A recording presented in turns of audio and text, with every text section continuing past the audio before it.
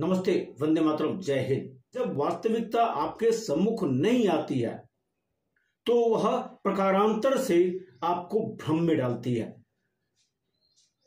आपके सामने मैं बात करने जा रहा हूं right to person with disabilities act 2016 की।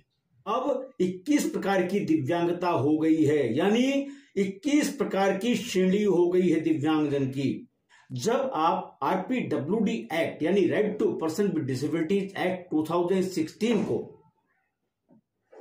पढ़ते हैं और उसके शेड्यूल की ओर ध्यान देते हैं, जो सेक्शन 2 सब सेक्शन ZC के अंतर्गत बना हुआ है, और वही शेड्यूल यह तय करता है कि दिव्यांगता कितने प्रकार की है, डिसेबिलिटी कितने प्रकार की है, how many kinds of disabilities are.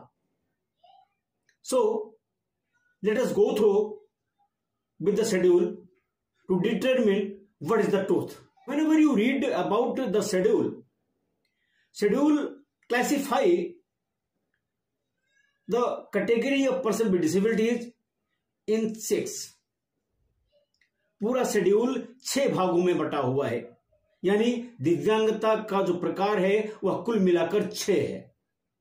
पहली है फिजिकल डिसेबिलिटी। फिजिकल डिसेबिलिटी में कौन कौन आता है? कैटेगरी हो गई, उसमें लोकोमोटर डिसेबिलिटी हो गई। लोकोमोटर में कौन कौन आते हैं?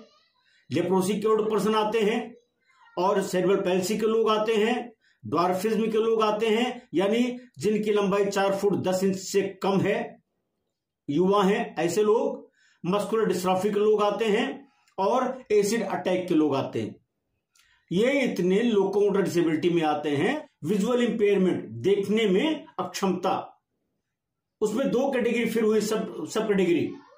एक ब्लाइंडनेस हो गई, अंधता जिसको बोलते हैं, और दूसरा लो विजन, जिसको आप कम दिखाई पड़ना कहते हैं।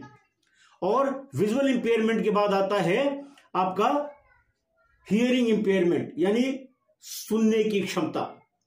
सुनने की क्षमता 2 तरह की होती है, एक तो डीफ और दूसरे हार्ड ऑफ हियरिंग, जैसा बुढ़ापे में अक्सर लोग कम सुन पाते हैं। स्पीच एंड लैंग्वेज डिसेबिलिटी, जो बोलने में दिक्कत होती है और जो भाषा की दिक्कत है, तुतलाना है और ये सब इस तरह से, ये लोकोमोटर डिसेबिलिटी में आ गया आपका। अब इसके कारण क्या क्या है, मैं उस विषय पर चर्चा बाद में करूंगा।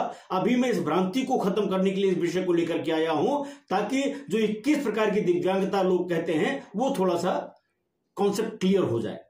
दूसरी जो कैटेगरी आई फिजिकल डिसेबिलिटी के बाद, वो आई इंटेलेक्चुअल डिसेबिलिटी। इंटेलेक्चुअल डिसेबिलिटी में फिर 2 कैटेगरी आई।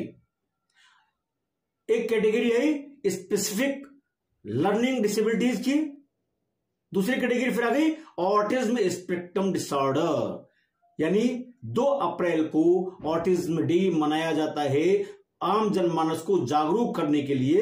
यह किस में आता है? इंटेलेक्चुअल डिसेबिलिटी में, जिसको बोलते हैं स्वलीनता। अब तीसरी डिसेबिलिटी क्या आई? मेंटल बिहेवियर, जो मानसिक रूप से व्यवहृत होने वाले कार्य हैं, इसमें आपका मेंटल इलनेस आता है।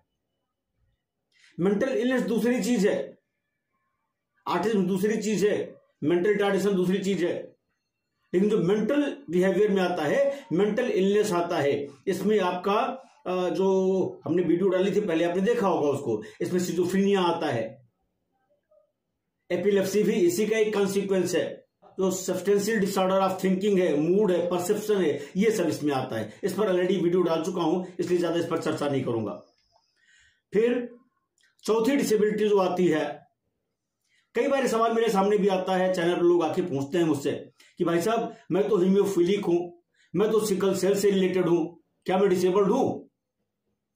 तो यहां पे जो बात आती है, आप देखेंगे चौथी कैटेगरी वो है दिव्यांगता की, डिसेबिलिटी की, जो बोलती है डिसेबिलिटी काज ड्यू टू। मैं इंफेसिस इसलिए प्रोवाइड कर रहा हूं, दबाव इसलिए बना रहा हूं, इस बात पर जोर इसलिए दे रहा हूं ताकि आप समझ सके।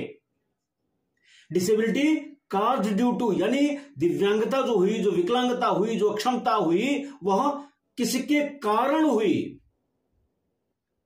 यानी उस कारण के आधार पर जो दिव्यांगता होने वाली है वो डिसेबिलिटी कैटेगरी में आती है। लेकिन अगर आप ये कहिए कि जो ये डिसेबिलिटी जैसे पार्किंसन है, मल्टीपल स्क्लेरोसिस है, ये डिसेबिलिटी नहीं है, बल्कि इसके कारण डिसेबिलिटी काज हो रही है, इसके कारण व्यक्ति में अक्षमता हो रही है, इस समस्या के कारण व्यक्ति अपने को परफॉर्म नहीं कर रहा है, फुल पार्टिसिपेशन सोशली, इकोनॉमिकली और जो डिमांड होती डे टू डे लाइफ की उसको कंप्लीट नहीं कर पा रहा है, इसके कारण हुई।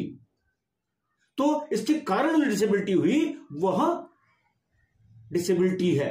और जो क्लास 4 है, चौथी श्रेणी जो है दिव्यांगता की, वो यही डिस्क्राइब करता है। क्रोनिक न्यूरोलॉजिकल कंडीशन, जो लंबे समय से न्यूरोलॉजिकल जो नर्वस सिस्टम से रिलेटेड है, उसके कारण जो दिव्यांगता में व्यक्ति परिवर्तित हो जा रहा है, उसके कारण व्यक्ति दिव्यांग हो जा रहा है, वो चीज यहां पे आती है। जैसे पार्किंसन है, ये हाथ कांपने वाली बात हम कर रहे हैं यहां पर, ट्रेमर जिसको बोलते हैं। होता क्या है, या सिर किसी का ऐसे हिलता रहता है, होता क्या है इससे, वो दिव्यांगता नहीं है, बल्कि इसके कारण जो पार्किंसन डिजीज है, इसके कारण व्यक्ति की लिखने की क्षमता जाती है, चलने की क्षमता जाती है, कहीं गिर सकता है, तो ये फिर किस में जाता है, लोकोमोटर डिसेबिलिटी में जा सकता है, या किसी अन्य दिव्यांगता में भी ये ट्रीट हो सकता है, क्योंकि यह न्यूरोलॉजिकल डिसऑर्डर कंडीशन के तहत दिव्यांगता आई है व्यक्ति में। ठीक इसी तरह से ब्लड रिलेटेड डिसऑर्डर्स हैं, हीमोफीलिया है, थैलीसीमिया है, और आपका सिकल सेल है, ब्लड से रिलेटेड डिसऑर्डर यहां पर आ जाता है, वो चाहे जेनेटिक हो या अडॉप्टेड हो, जैसी भी हो। अब इसमें जब ब्लड रिलेटेड डिसऑर्डर की हम बात करते हैं तो इसमें एक कैटेगरी आ जाती है जो न्यूरोलॉजिकल डिसऑर्डर और साथ ही ब्लड रिलेटेड डिसऑर्डर को कंबाइन करके एक साथ देखते हैं। जैसे आप देखते होंगे किसी व्यक्ति की दुर्घटना हो गई, दुर्घटना होने के फलस्वरूप वह बिस्तर पर आ गया। दुर्घटना कैसी भी हो सकती है, बस से एक्सीडेंट हो सकता है, उसकी बाइक का एक्सीडेंट हो सकता है, वो चल रहा है वैसे भी हो सकता है उसको चोट लग जाए। तो जो ऐसा उसका एक्सीडेंट हुआ, इसके कारण जो ब्लड का सर्कुलेशन उसके दिमाग में नहीं जा सकता, या कुछ हो सकता है पोर्शन उसका दूसरे ढंग से हो जाए। तो ये ब्लड रिलेटेड डिसऑर्डर जो होते हैं यह भी दिव्यांगता के कारण बनते हैं, और इसके कारण जो हमने भी चर्चा आपसे किया पहले फिजिकल डिसेबिलिटी की, और साथ में जो हमने विजुअल इंपेयरमेंट की बात करी, तो ब्लड रिलेटेड डिसऑर्डर्स जो होते हैं ये भी हमारी डिसेबिलिटी काज करने में सहायक हो सकते हैं। इसलिए इनको जब आपने देखा शुरू में चौथी कैटेगरी हमने बात किया था, तो साफ साफ जो लेजिस्लेटिव लोग थे जिन्होंने कानून बनाया, जब शेड्यूल जोड़ा, साफ साफ लिखा डिसेबिलिटी काज ड्यू टू हो सकती है दिव्यांगता, वो इसमें शामिल किया इन्होंने। आइए हम पक्षों पे चलते हैं। मल्टीपल डिसेबिलिटीज यानी ऐसे व्यक्ति जिनमें एक से अधिक दिव्यांगता है, वो मल्टीपल डिसेबिलिटी कैटेगरी के होते हैं। जैसे मान लीजिए आपके सामने मैं बैठा हुआ हूं, मेरे हाथ नहीं है, लेकिन अगर अभी मुझे आंखों में दिक्कत आ जाए, यानी विजुअल इंपेयरमेंट हो जाए या हियरिंग इंपेयरमेंट हो जाए, तो क्या होगा, ये मल्टीपल डिसेबिलिटी यानी एक से अधिक दिव्यांगता हमको हो गई, या किसी को इससे और भी अधिक दिव्यांगता हो सकती है, 3-3, 4-4 हो सकते हैं, मस्कुलर डिस्ट्रॉफी भी हो सकती है। तो ये जितने भी और कैटेगरी हैं उन सबको अपने में समाहित कर लेती है। छठवीं कैटेगरी सेक्शन 2ZC के अनुसार है कि सेंट्रल गवर्नमेंट यदि किसी और श्रेणी को इसमें नोटिफाई करती है तो वो भी दिव्यांगता की श्रेणी में आएगा।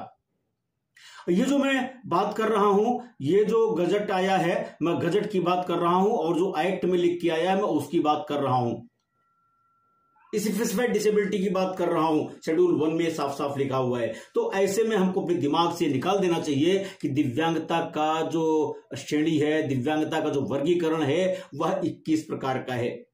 दिव्यांगता का वर्गीकरण आज भी 5 प्रकार का ही है।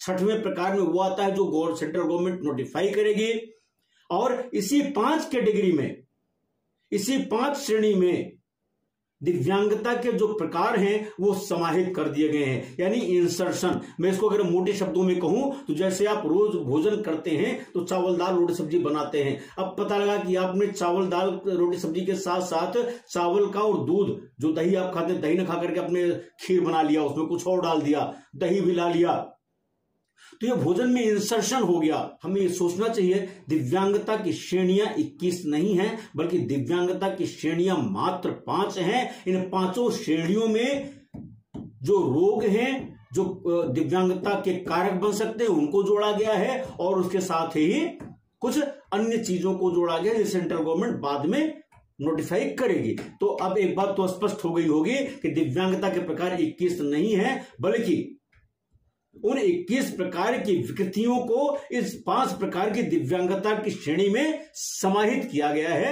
उनको यूं समझना चाहिए।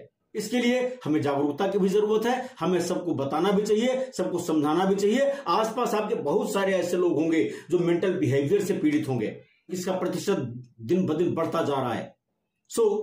आज की बात यहीं तक, फिर मिलेंगे आपसे किसी नई वीडियो में, नए तथ्यों के साथ, नई बातों के साथ। तब तक के लिए बहुत बहुत धन्यवाद। वंदे मातरम, जय हिंद।